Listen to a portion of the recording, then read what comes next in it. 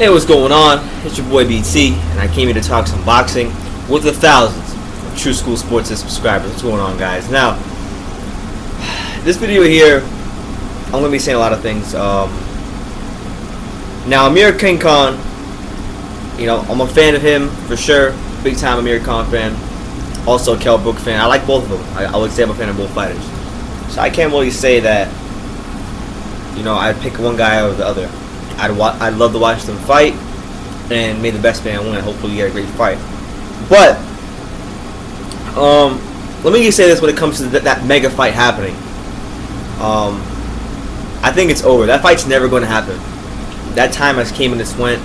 The Amir Khan Kell Brook super fight, that ship has definitely sailed. Now I know Eddie Hearn has expressed the desire to maybe make that fight happen. If it does, great. But from the looks of things, we have Kell Brook, who just went up to 160. Fought Golovkin, bulked up a lot for that fight. He looked freaking diesel for that fight, just really big and strong. We know he's gonna have to kill himself to make 147, so it's gonna be hard for him. Then on the other side, we have Khan, who fought Canelo and got what looked like a career kind of changing knockout. I mean, he's been knocked a lot of times. That might be among the worst. He looked dead when he hit the ground. So it is what it is, man. Both these guys both took what could be career-changing losses, career-changing stoppages or knockouts. So with that being said, Amir Khan has now decided to take this time to run his mouth, and I'm gonna read to you what he said on badlefthook.com. Here's what he said. He said, I quote, "It shows the type of fighter I am and the type of fighter Kell Brook is. He fought so many mandatories without any problem, but when it comes to fighting a good mandatory, Earl Spence Jr., he's moving up a weight. I'm sure if there was another Jojo Dan or Kevin Bizier, I'm sure he would have stayed there at 147. There's a difference in going for the big names and knowing you're going to get beat, and people think you're going to get beat, but it takes balls to go in there with GGG to fighting someone like Earl Spence where it's a 50-50 fight." And then he keeps going. Then he goes on by saying, basically says that Miguel Cotto will probably be a good fight for him because it's such he looks at it as an easy fight. Then he also says, I quote, "With the money that's going to be on the table, Brook should consider at least one more fight at 147. I think he'd take a fight with me, but if it happens, it would have to be 147 to be honest. That's why I'm comfortable. I'm interested in that fight, so that's where it should be. 147 would be better for me." So Amir Khan, look, like I said, a big time Amir Khan fan. I rooted for him very hard against Canelo. Rooted for him hard against Garcia. Wanted to see the Mayweather fight happen because I thought he could beat Mayweather, to be honest with you. But he didn't. He never wanted to fight Kell Brook. He never wanted to because he said, I forget who it was. I believe it was Matthew Hatton. No, I don't know if it was Matthew Hatton, but he said, "Win a title and I'll fight you." So then he won a title, and then Khan decided he didn't want to fight Brook. He said, "You have to do this. After he was winning a title, you have to beat this guy. You have to beat that guy." And he kept putting these roadblocks in front of Kell Brook. And so the fight never happened at 147 as Kell Brook became champion and beat Sean Porter. Now that Brook has had a game-changing, he got his eye socket broken against Golovkin, is going to be very hard for him to get back to 147. And now that Khan has run out of options, Pacquiao's fighting on November 5th. Mayweather's, not active right now. Danny Garcia is probably going to fight Keith Thurman in March. He doesn't really have options. So right now, the option he's looking at is fighting Kell Brook. All of a sudden, when this fight could have been made 2 or 3 years ago, and it pisses me off. It really, truly pisses me off that this fight was never made when it was supposed to be made, because in boxing today, boxing is a lot like WWE. We see a lot of manufactured beefs. We see a lot of guys who pretend to hate each other, but behind the scenes, behind closed doors, they're the best of friends.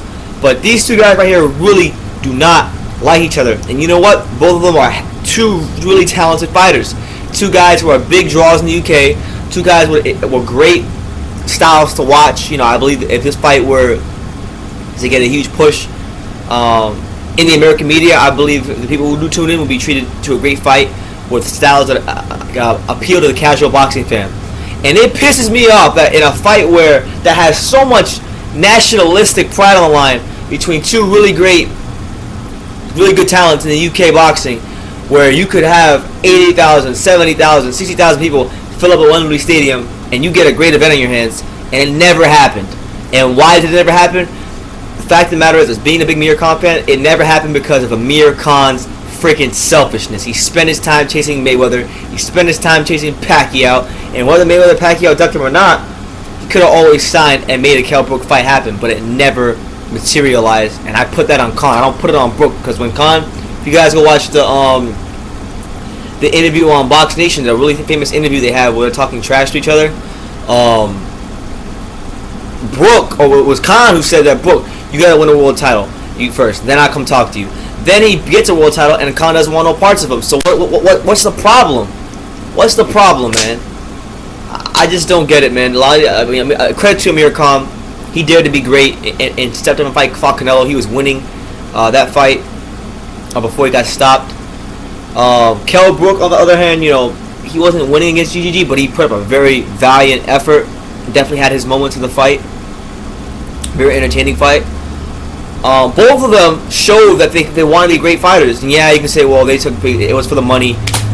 Okay, but it's still a risk getting in there with somebody who was a bigger puncher, as Canelo and Golovkin both are in comparison to Khan and Brook at 160. So with all that being taken into account, they both proved that they were daring to be great, and they got big paydays to take care of not only themselves and their family. So credit to them. But they both the fight not happening. I put it on Amir Khan. I don't put it on Kell Brook. And Amir Khan, as much as I like him, as much as I wanted to see him fight Mayweather and messed Mayweather to duck him, the reason this fight never happened was because of him. And the people who lost out wasn't it. It sure as hell wasn't his pockets, because he got a big payday fighting Canelo. Sure as hell wasn't his pockets. It's the fans of boxing, because this fight would have been great. Now, honestly, if they did fight, Kell Brook would destroy him. There's no doubt in my mind. Amir Khan's been hit so many times. Amir Khan has definitely suffered a lot of punishment in the ring. And Kell Brook would definitely, no doubt about it, being the bigger, stronger fighter who's more in his prime than Khan. There's no doubt in my mind. If I'm a betting man, I pick Brook to stop Khan. I'm just sick of it, man. Now all of a sudden that he's one of the options. Now all of a sudden that Amir Khan has one of the options, he wants to fight Kell Brook. Makes me sick to my stomach. But I will say I do agree with him on the whole mandatory thing. Him not fighting Earl Spence. I believe that fight should happen. I believe if they did fight, he would win. But a lot of that too is the weight. Can he really make 147? We don't know anymore. So it is what it is, man. But yeah, man, this fight not happening. It's not on Brook, man. It's on Amir King Khan, and that hurts me to say because I'm a huge Amir Khan fan.